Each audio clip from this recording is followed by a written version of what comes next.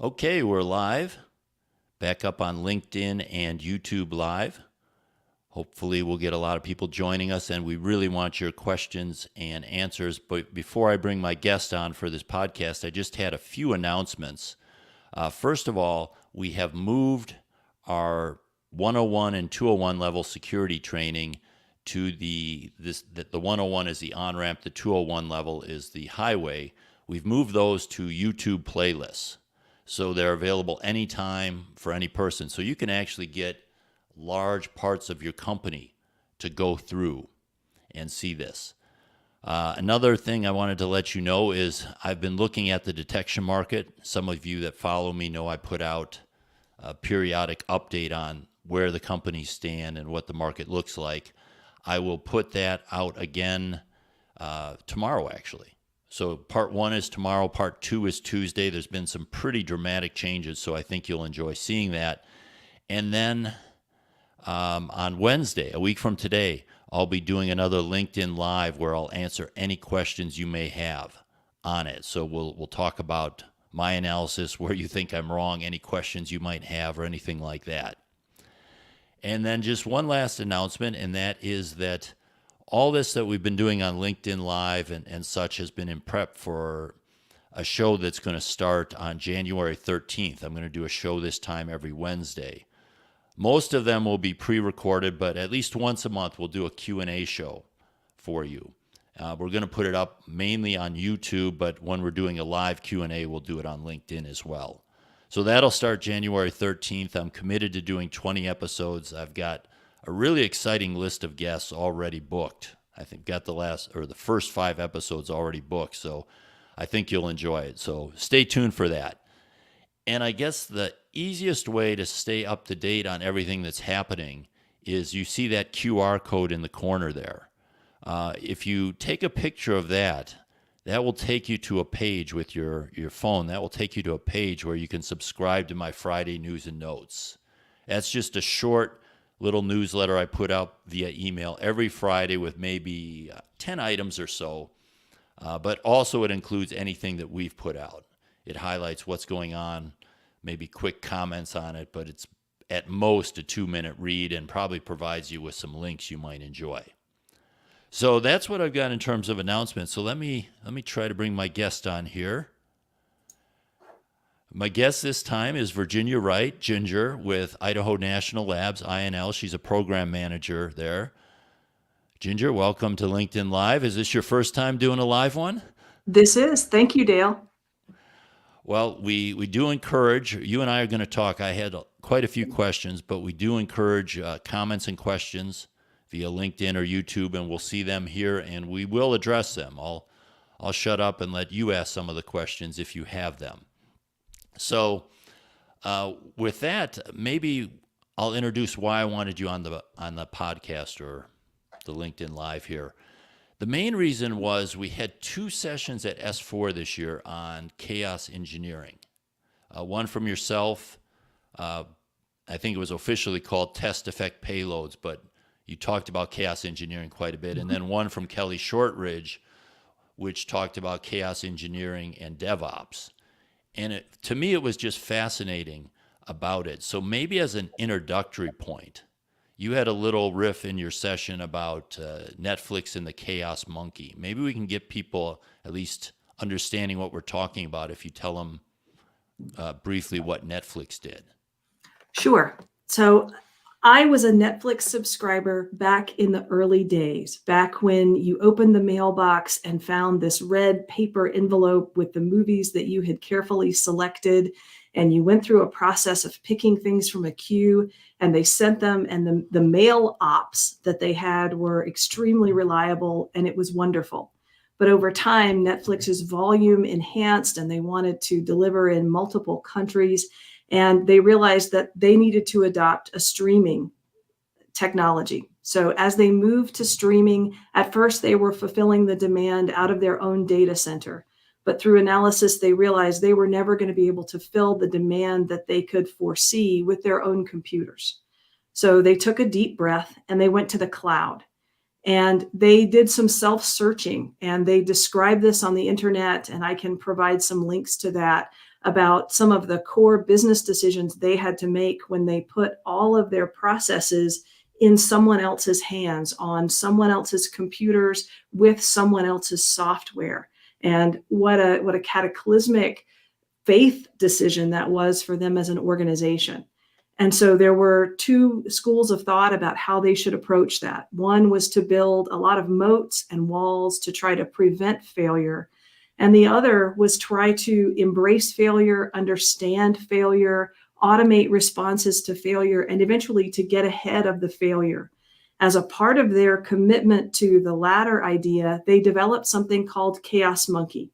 And it produces a wonderful mental picture of a monkey loose in the server room, pulling cables and tearing things apart. And that's exactly what it was. And it would randomly destroy instances, take sessions down, and cause the very outages that their technology delivery experts were afraid of. And so then they learned to automate the response to it and to even detect problems that were incipient in their infrastructure and prevent them. So they talk as well. Again, they wrote about this prolifically, but they talked about what they learned in doing that. And by taking the deep breath and embracing the simple failure, they learned a whole lot about how to succeed. And they eventually created an entire family of monkeys, including Chaos Gorilla, which is, what if a large AWS server farm goes down in a region? What do we do? They created monkeys that surveyed everything running to make sure that it responded to security constraints and operational constraints, that it didn't leave computing resources tied up in the infrastructure, and all the while embracing all of the failures that they could produce and using those failures to breed success. And I actually rewatched your session for the third time now. It's that good that I watched it twice just because I enjoyed it, but I rewatched it for the third time. And Liz, why don't we put up the link to her session down there? It's a bit of a thing, but if we leave it up for a little bit, people can write it down. So we'll put that up. But you talked about Netflix. You said that they just didn't do minor failure modes. They actually looked at their real worst fears. Like, what were the things that they were going to cause them the most problem, that they were most afraid of, and actually did it. They Yes. invited failure modes. That was another quote I pulled out from yours. They invited failure modes. That's a pretty bold move. There's a quote in their engineers write-up where they said that we would rather have one of these large failures happen where we can all analyze it in the middle of a server room in the bright sunlight when everybody's at work on the best shift of the day, than to have it happen at 4 o'clock in the morning when we've got to roust everybody out of bed. Who wouldn't rather have that failure happen then? Well, we have the chance to make it happen, learn from it, and then when it happens at 4 o'clock in the morning, we won't even notice. And when I hear that, it makes a lot of sense, and they've obviously progressed quite a bit from having done this, but then we flip the script a little bit and we think about the common mantras we hear in the ICS world. It has to run 24/7, 365. It can never go down. It can never fail. It's mission critical. That is just the opposite. And I think when I look at that, if you take a step back, now there's maybe some exceptions like nuclear power plant safety systems can never fail. But when you're talking about operations, quite frankly, the business purpose of operations do fail from time to time. The power does go out. There are unplanned outages for a variety of reasons. Manufacturing lines go down. Sewage systems stop working. I mean, the idea that we're shooting for and planning for 0% failure seems to be probably one of our main long-term mistakes that we've made in this sector. Well, and it's built on a couple of things. So the sector definitely has aimed towards enhancing reliability, but reliability sometimes with one right answer, one ability to deliver. And what embracing this failure does is allow us to capitalize on our opportunities for resilience. Where might we have another potential right answer? Or where might a momentary interruption allow us to transition to a more stable mode of service that we can offer?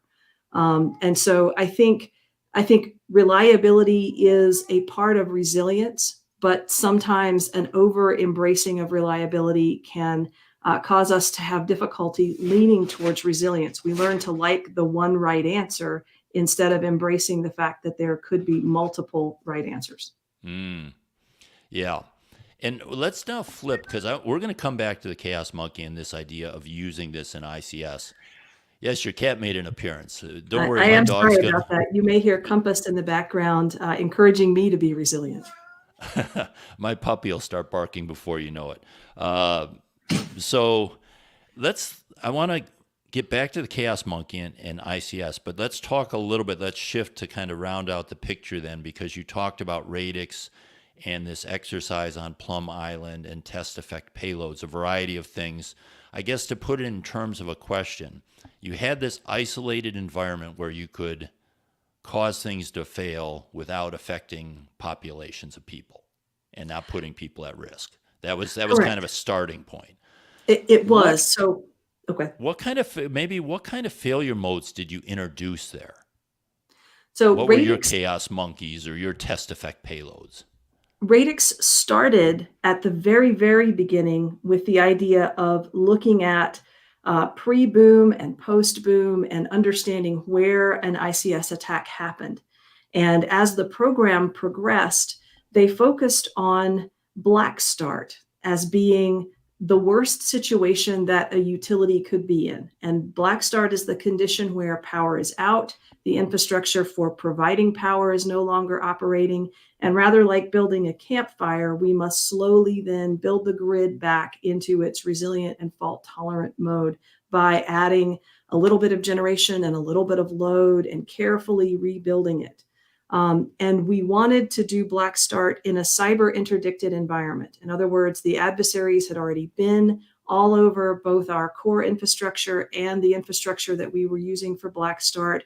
They had left who knows what in place. And so every typical means that we would use to conduct black start may be challenged in unusual ways. For the first exercises that we did this way, we had a wonderful learning opportunity. The utility operational experts went out, they put everything into manual mode, and they got the power running. And they said, oh, hooray, we've done it. We've let the critical load continue, and we're now moving forward. But the problem that arose, of course, they put off dealing with the cyber effects. So some point in the future, that would have to be addressed. And then as that grid needed to combine with others and become more resilient and fault tolerant, all of the automation that allows that grid complexity to be managed, they had pushed off and could no longer deal with. So in a very real way, their operational answers forestalled a problem, but did not fix it. And so the first thing we had to have was that conversation about what manual mode actually does and where embracing complexity on the grid had allowed certain grid functions to operate. So that was our first lesson. And we had all kinds of challenges set up. And in my presentation, I illustrated it with an obstacle course.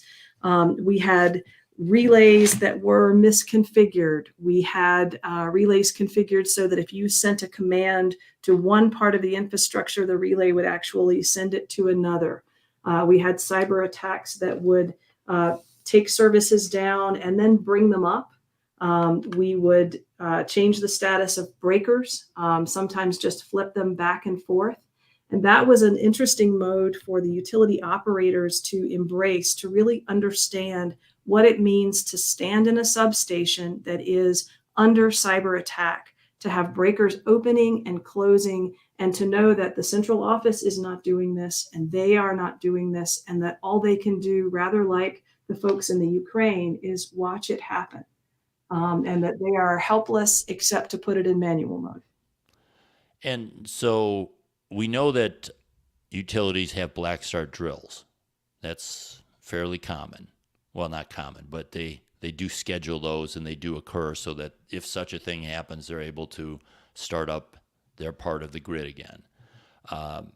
So in this case, you basically took out the power, and then as they were starting to bring it back up, you were the chaos monkeys or the test effect payloads were making their life hard, putting unexpected things in front of them. Is that essentially what you were doing, or was it something else? Correct. They would restore substation by substation elements of this grid with the automation hopefully running. They put it in manual mode while they had to.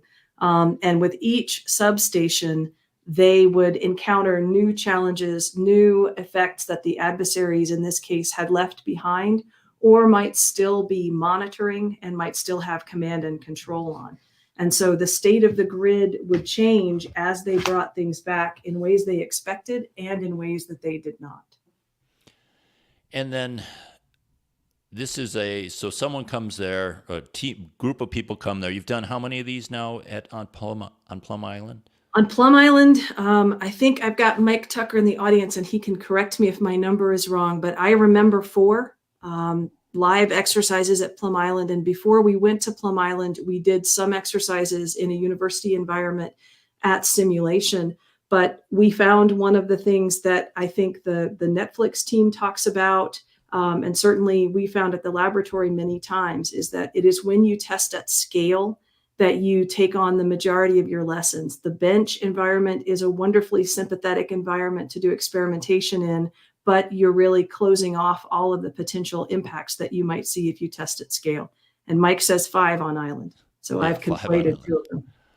And I guess I'm trying to understand. So you send, is it the same team, or it's different teams, different utilities each time, or do they come back and give it another try once they've learned something? We were lucky enough to get some utilities returning and some that were brand new. And so for us watching from the utility side, this really looked a lot like a request for technical assistance. If I have some utilities will have worked together and will have established partnerships. And so when they request technical assistance from one another, there is already some cultural exchange. But inevitably, depending upon what's happening and who's available, there will be utilities that don't have that understanding and that get all of the architecture and technical information they need to solve problems totally raw. So we had a mixture, and it was fun to watch the experienced utilities teach the other utilities some aspects of the exercise and leave a few aspects for them to discover. So I guess the reason I asked that was I was wondering how transferable or how transferable it was to the utility itself, and how similar it was to what Netflix did. So for example, Netflix, the Chaos Monkey, Chaos Gorilla, whatever causes this issue, they respond, they get better on their system, and hopefully next time it happens, they're better and better and better, constant improvement. Here, it's not the utility system, and if they're only there once, they maybe get a few tips, but I'm not sure how transferable that knowledge is. What were you doing, or did you find any ways that you could make this information more beneficial to the attendees as they went back to their place, and maybe to the industry at large? So the first transferable element was to immerse these utilities in what a cataclysmic cyber attack looked like and what it felt like operationally. Because what we found almost inevitably was the utilities walked in with a failure of imagination. They felt as if it's okay, we're going to switch it to manual mode and we'll just move on. We know how to operate. And they do, but they had not imagined the ways that digital technology had kind of crept in underneath all of their operational excellence and undermined some of the things, some of the assumptions that they walked in with. So that was the first thing that was transferable, even for the brand new entities, and almost especially for the brand new entities, was that immersive experience of what is a real adversary-driven cyber attack likely to look like. And that's not something they can do on their own infrastructure, but they can bring that back. Just to stop you there. I mean, to me, that sounds a little more like you have the red blue. INL has had the red blue training for a long time, and that's kind of the takeaway that people come from there is, oh, this is all the things that can happen. It's a gigantic security awareness exercise with maybe some lessons learned gone back. To me, that what you were explaining there sounded like a tailored red blue almost. I think where the attendees are blue, obviously they're trying to protect. Right. I think it could be adapted that way. It is a way to have very, very specific operational roles and responsibilities plugged into that red-blue idea. And again, the red team is off the table, although they could be populated. That's one future. But we found that for utilities that were willing to return, some brought their own equipment and asked us to integrate some of their equipment. And in the Chaos Monkey idea, the equipment that they were most concerned about, would you integrate it into the Radix grid? Would you put TEPs on it? And would you let us take our defensive concepts and test that against this TEPed equipment and see how it worked? Hmm. Okay, yeah, that would certainly add more value to them going home if they saw that. And then I interrupted you. What about for the industry at large? What do you see as some of the outgrowths or results that benefit the industry at large? First, so for the utilities that have tried this out, most have gone back and they're looking at how they can bring their defensive teams and their operational teams together more closely. So what they found was that they were still having that artificial separation between the cybersecurity staff and the operational staff.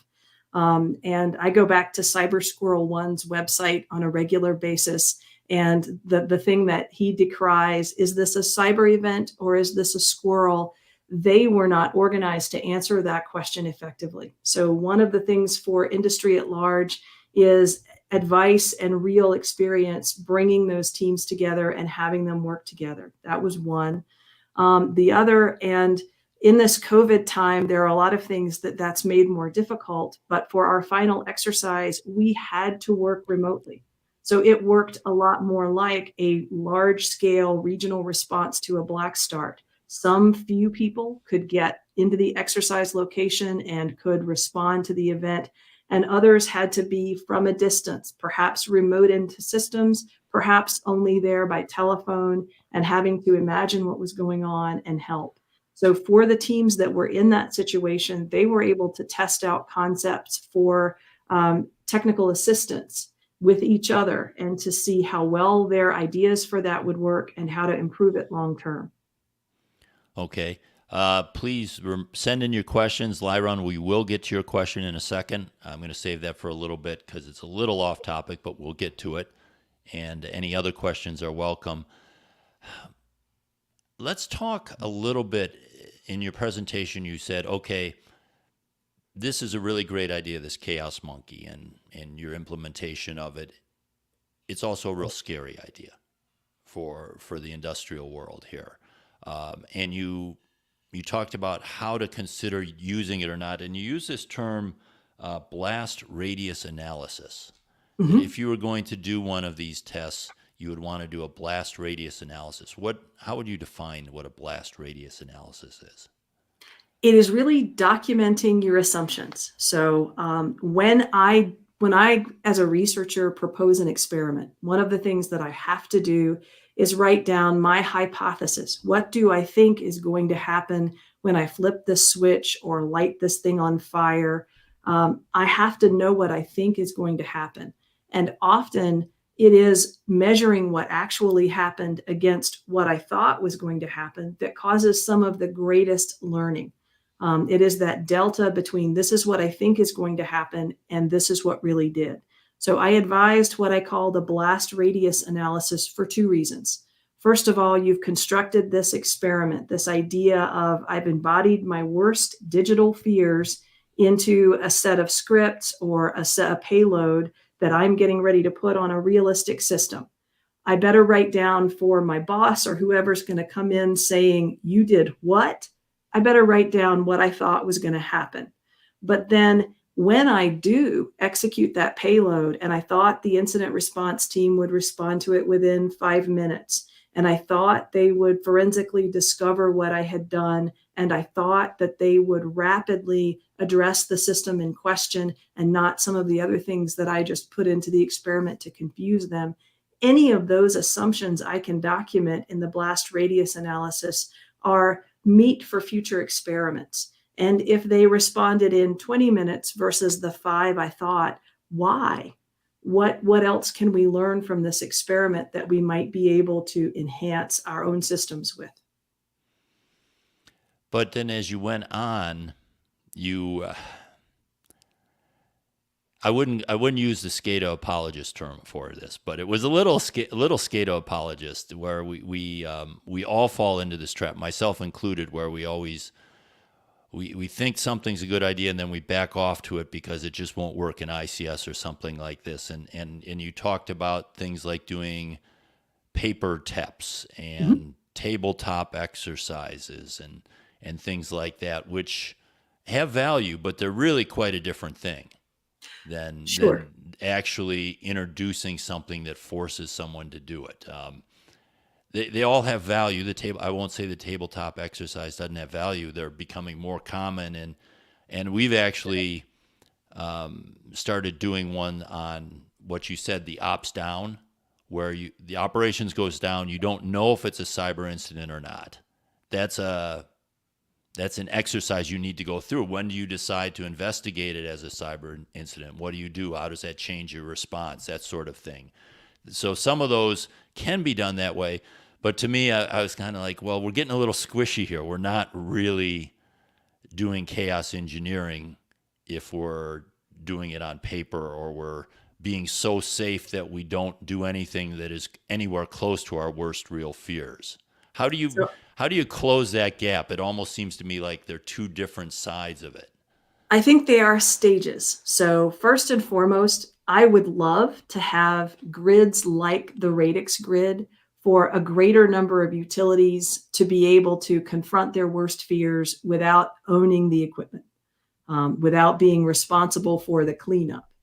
And that is a great thing. And there are some utilities, again, that have had the experience of Radix that are designing an extra piece, as they imagine the substation of the future, they're creating an extra one that they will use for just this purpose.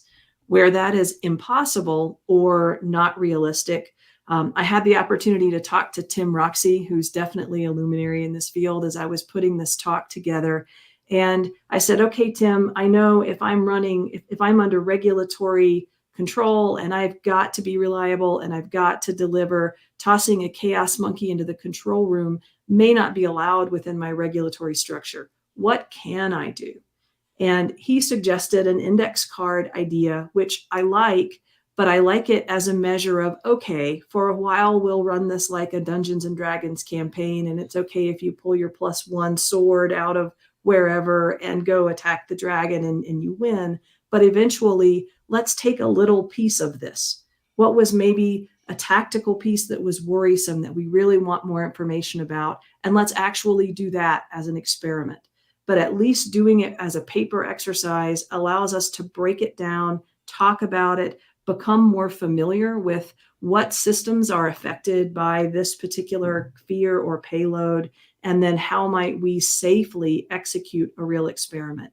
I hope no one stops at the paper exercise and thinks, there we go, I've done chaos engineering. I hope they do mature into real exercises eventually. And we put up the link there on the screen. That's a link where you can get more information about this and probably other programs that INL has, a variety of your programs there. I guess I understand what you're saying about that, but I'm just thinking that we are probably overly cautious in terms of outages.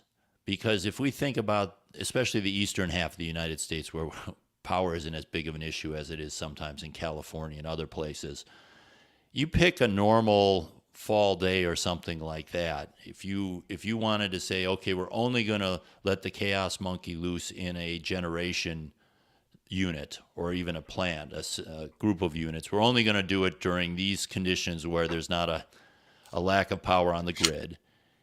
And then if it goes down and there's an outage and you have to buy the power instead of generate the power, it's not really a huge business impact. To me, I think for a lot of people, and this could be manufacturing, let's say you're only running 2 lines a day and you could run a third to catch up if you have an outage. There's probably many cases. The blast, the blast radius analysis, to me, in a lot of cases would be more the safety equipment damage issue. And that one might be a tougher one to get people to say, no, if we take these things down, it's not going to cause an impact. But I know I'm rambling here, but to me, if there's that concern, then that worries me about my safety or protection. If they're truly saying if we knock something off right away and that might cause someone to die or cause this turbine to explode or this other piece of equipment to be permanently damaged, we've got a bigger problem if we don't have confidence to be able to let that monkey loose. Well, and the pandemic has certainly given us a better sense of where our resilience points are and failures. I have experienced more home-based power outages this year than I have in the past 5. And it's okay. And we kept going. We had some conversations with DOE OE about the potential for, especially late at night when the grid is a little more fault tolerant, a little more placid, are there opportunities to let some chaos monkey experiments go for utilities that have a good set of distributed energy resources or already have a resilience plan? And I think there could be some really promising research in this area that could stem from the Radix exercises. How can we allow these at scale utility experiments and what kinds of bounds should be put on them? But again, how can we take care of the irrational fears that you're talking about and let folks know we can let a little chaos in the system without the whole thing blowing up? Have you looked at any possible payloads or monkeys that you could let loose on a factory or something like that? I mean, is it as simple as just bringing things down, or have you looked at more sophisticated ones? We've looked at a lot of different ideas. My approach would always be to work with the system's owners and think about what consequences are the most frightening to them. And starting with the technical system owners, then the operational system owners, and then elevate up the chain, because ultimately the head of the utilities idea about what a bad day looks like is going to be very, very different from the substation engineer's idea about a bad day. But each of those bad days, each of those misuse cases could create different sets of test effect payloads. And then there is an opportunity. You do not have to write adversary class malware in order to have a test effect payload, especially if you own the machine. You can engender the misconfiguration. You can cause the machine to operate in the way that it does. Heck, you can put a person at the system itself who is deliberately entering in the commands. So there are ways to control, again, that blast radius analysis for what this test effect payload is going to do and what sort of leave behind it might have. You said something in that answer that I think is hugely important, and it reminds me of the article I wrote last week was on Cisco's security outcomes study, where they actually looked at the business outcomes, and they said which security controls affected the business outcomes. And I really like that business outcomes, because oftentimes something going down, if you were to look at the business's risk management chart, was not a major incident. It was maybe even minor or even the lowest, a 1 or 2 on a scale of 5. It maybe cost them a small amount of money, inconvenienced a small amount of customers for a short time. But to the person responsible for that equipment, he thinks this is the greatest tragedy in the world. So I almost wonder if a top-down push to do some of this might help, because then when the people locally say, oh, we can't do that because of this, the top people might be like, yeah, we don't like that, but it's okay. It's okay. We can live with that happening. But I've often seen the person on the floor thinks their thing is the most important in the world, and the business really is like, not really, not a big deal. Well, and I see we have a question on this about how we convince executives to perform test effect payloads and do this chaos engineering. And I think that's a key, what you're talking about is a key rationale. For Netflix, they were able to engineer out the potential that anybody cared about a session going down. Sessions could go down all the time. They automated resilience to that, and then they could take that risk off the table. That potentially, okay, maybe that's a medium consequence event, but that medium consequence event is now something no one even gets out of bed for anymore. They were able to engineer out caring about what happens if an AWS regional server farm goes down. Now they have a plan in place. They have automation. It's just a part of their lifeblood. They know what to do. And so for any executive that has high consequence events that they worry about, this chaos engineering allows them, if they can face those events, to explore that and explore how they can become resilient to them so that yesterday's fears are tomorrow's resilience. Well, and if they do that, they might reduce the consequence, right? One of the end goals might be this was a major event, and now this was, let's say, a 4 out of 5, and now it's a 3 or a 2 out of a 5 because we've exercised it, we've faced our fear. We're getting a few questions here. Let me put this one. This is a long one from Carl that covers our faces. Why does the fear of ruining your safety equipment during test date validate the lack of testing? So Carl has worked, I've worked with Carl before. Hi, Carl. I miss you. Come back. I'll just put that out there.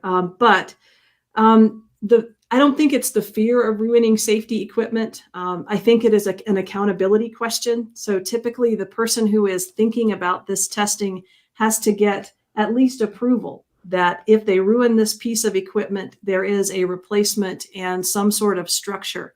But I think you're right, having maturity in that place, that as a company, we can say, hey, if someone can create a business justification for this kind of experiment, and as some risk that they might damage a safety system, we can replace it just as we would if it failed anyway. So I think that's a great place for business maturity. Well, yeah, and I guess before we get to Dennis's question or comment, I think my concern would be, I think I'd have a tougher time convincing the management, not so much that the safety system would be damaged, but that the safety system wouldn't do its job. It's like, then you're saying this could be a catastrophic consequence. We could have people die. We could, whatever my level 5 consequence is, I'm assuming that's what the safety system is there to do. Maybe prevent if it's a pipeline, a major oil spill over, Alaska or something like that. I think if the blast radius analysis said this could cause one of these catastrophic events to occur, not damage the safety system, but cause the actual event to occur, then I would be more concerned than trying to convince the executive to deal with safety system damage. Because you should have a plan for when the safety system needs to be fixed, right? You shouldn't just put it in there and expect I'm never going to have to repair it or replace things. I could just live with it for 20 years without it ever being down. But let me touch Dennis's question. I think one of the most difficult things to confront if we do this experimentation and we are injecting actual code is the potential that I might leave an important infrastructure critical system in an indeterminate state. So maybe I didn't break it, but now that I've let this experiment loose on it and learned whatever I needed to learn, can I continue to depend on it in the same way? That's a piece of that blast analysis, as well as making sure that we understand the leave behinds and the potential that we leave something in an indeterminate state, so that the executive that was depending upon that safety system yesterday to perform, to keep away a potential high consequence events can depend on it tomorrow. And so that's where the engineering in the chaos engineering comes in. And I hear Dennis saying that mathematical modeling can do the job. And I think mathematical modeling can do pieces of the job, but it is difficult to bring the whole system response in as a basis of something found in a model. So if we do find that we have the opportunity for resilience, tuning that resilience, getting it pinpointed to our business needs, those are answers that we need to understand at scale. The model might help us pinpoint broad areas where we may want to tackle. It may help us shed light on places that we wouldn't imagine otherwise, but eventually we have to get in there with our people and our systems at scale. Now, I had asked you to take a look at Kelly Shortridge's presentation because hers actually had chaos in the air as well, her chaos comments in the slides as well. Just putting up our question thing there. I found her presentation very interesting. She was talking quite a bit about DevOps and security. And she says, please don't use DevOps because security is just part of DevOps. It's not some special flower. And there were a few things in there that were interesting to me. One was this concept that I think would just be heresy in our world called reverse uptime.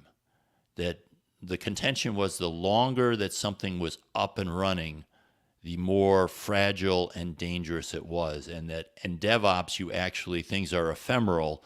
You're constantly just refreshing them. You're just basically reloading the thing over and over again. So it's in a state that you know it's in, and if it goes down, it's no big deal. You can just put it right back up again. I pulled that out of there, as well as I'm just looking. She said speed and stability don't conflict in DevOps. So the idea that you're moving fast and making changes all the time, that actually improves stability in the DevOps world, which again would seem to be heresy in our world, where it's don't touch things for a long time. Any change you make could break it. They're saying, no, the more often you make these changes and get good at making them fast, the more stable the system got. I'm curious, from your standpoint, when you watched it, what you pulled from it, what you thought would be applicable or not applicable to the ICS world.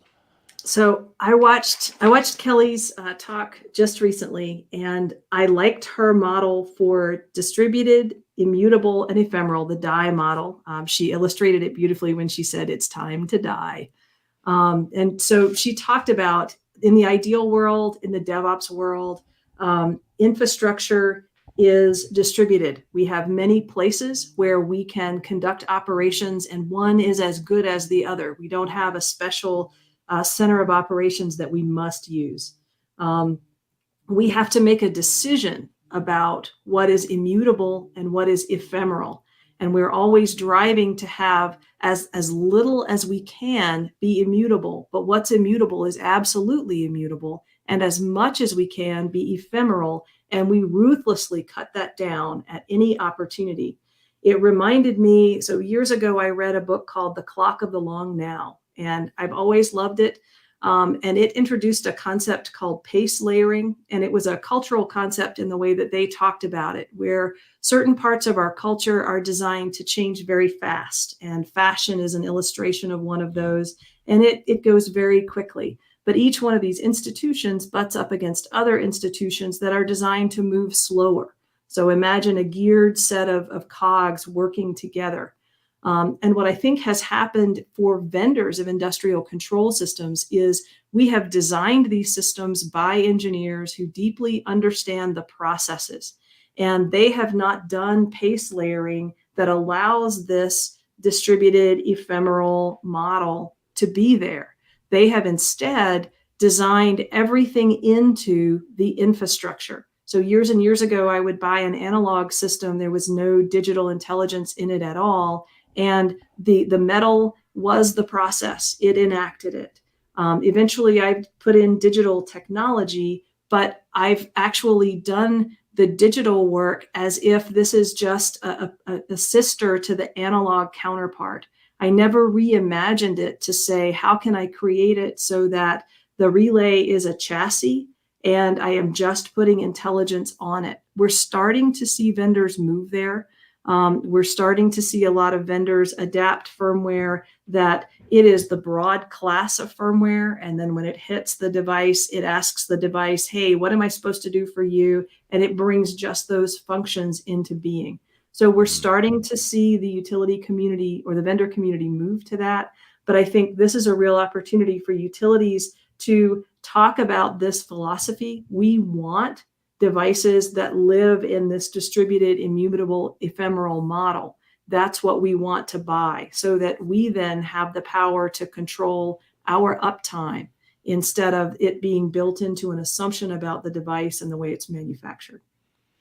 Well, and we're probably better suited to get there now than we were 5 years ago, because most of the newer systems deployed now, the workstations and servers are virtualized.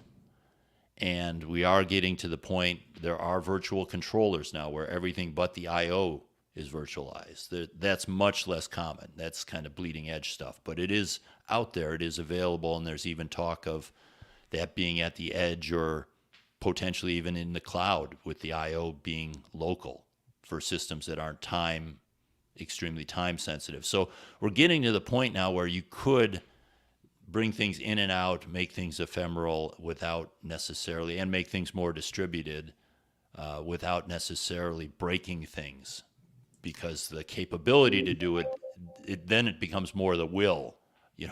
Are we willing to do that sort of thing and make those kind of changes? We could do it if we wanted to with this tech. And here's a place where Kelly is far more optimistic than I am. Kelly says, oh, in the OT world, you have some time to adapt. And I would say in the OT world, we have no time to adapt, because we have so many process-based assumptions that are built on the analog idea for how these devices that support infrastructure work, that it is things like Chaos Monkey that will allow us to begin to take a deep breath and learn to love the cloud and move into these new technologies, hopefully. It is for anybody who has Microsoft Teams. I have Teams at my desk, and I've been imagining what would life be like if a line protection relay was updated like Microsoft Teams is, with the functional variations that I experience day to day. And boy, that's a horror story. So rather than say, I will do anything I can to prevent it, how can I explore that horror story now and understand how to change my business to adapt to it, so that I can embrace this new technology? Because again, I think the vendors are moving every company that was an engineering company that built small special purpose devices through mergers and acquisitions. They're all becoming high-tech companies. So we must become high-tech users, and we must move into the ecosystem that we are going to live in with our vendors. Yeah, one question I forgot to ask you was, do you see the increase in digital twins being helpful at all for this type of work, your test effect payloads or a full-fledged Chaos Monkey? Is that going to be close enough to what's actually out there that you could get some good lessons learned by trying to do it just on the twin? I think it is a great tool, but no tool is a silver bullet. And the problem with any model of a system is that it is built on assumptions, and sometimes the assumptions aren't obvious. I remember working with Jason Larson some time ago. He was trying to enact a water hammer, and he was comparing what he could do on the computer with what the model did. And his malware and his at-scale model showed the water hammer, and it did it. And he tried it again and again in his model, and nothing was happening. And luckily, we had folks at the lab who could explain the model, and it turned out they had made assumptions about hydraulic pressure that weren't accurate for how Jason had employed the model. And so the water hammer didn't happen because the model wouldn't let it happen. And so I see one of the issues with digital twin is when I conflate the map and the model, and I lean so heavily on that digital twin to be the one correlative indicator for me, I will miss what's happening in reality. Okay, well, I think that's a good place to stop, but I wanted to give you a chance if you wanted to, say anything else to the audience. This is also recorded, so people will be watching it afterwards. If there was anything that you wanted to point them to, anything you want to encourage them to follow up on, or any other things that we didn't cover. So thank you for that. There are a couple of things. First of all, if you're curious about DARPA's Radix program and the exercises, if you Google that, you'll find lots of news coverage and some research papers emerging from that event.